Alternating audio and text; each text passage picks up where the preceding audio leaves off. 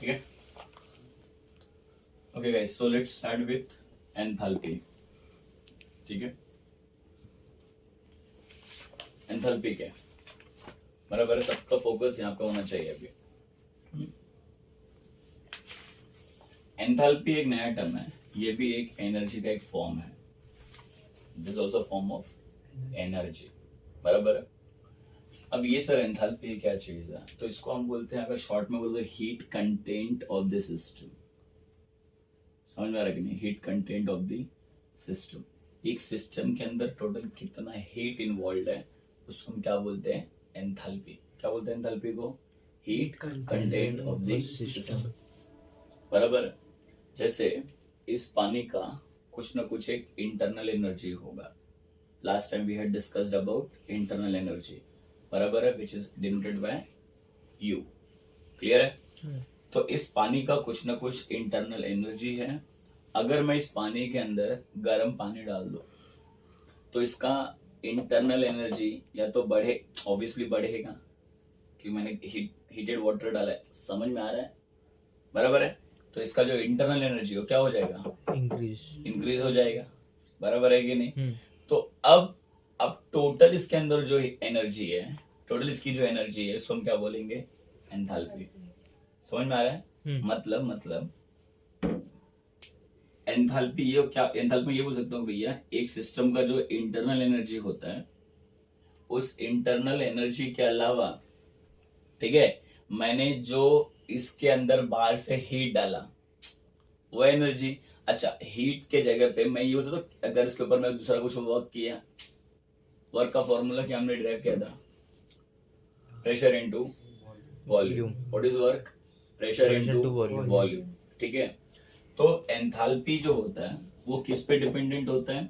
उस सब्सटेंस का जो इंटरनल एनर्जी है उसके ऊपर. उसके अलावा उस सिस्टम पे मैं जो भी वर्क करूं. समझ में आ रहा है? तो मतलब W, but instead of writing W I will be writing what? Pressure and volume. क्यों सर?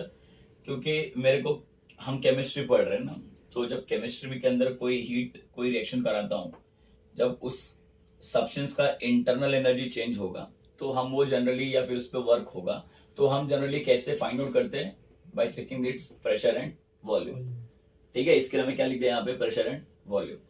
तो इससे एक चीज समझ में आ गया कि भैया enthalpy is nothing but the sum of internal energy and the energy arises due to pressure and volume.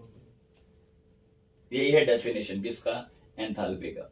एक बार फिर से बोलते हैं, it is the sum of internal energy and the energy due to pressure and volume. बस. U मतलब क्या? Internal energy. Now is asking what is U. हाँ ना, समझ में आ रहा है? हाँ. क्लियर वाली चीज है, इसमें कुछ डाउट है? So what is H? H stand for enthalpy. U मतलब होता है इंटरनल एनर्जी. P मतलब प्रेशर. लिखते जाओ तुम लोग. And V stand for volume. ठीक है.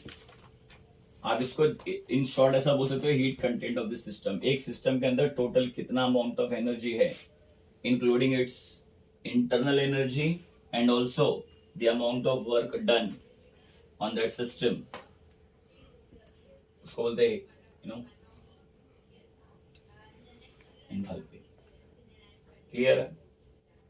अब मैं आपको बताना चाहता हूं, एज वी नो कि my internal energy is what? हमारा जो इंटरनल एनर्जी है ये एक स्टेट फंक्शन है कि नहीं? स्टेट फंक्शन क्या होता है? तो इधर ऊपर देखो, लिखते मत बैठो बस. ठीक है.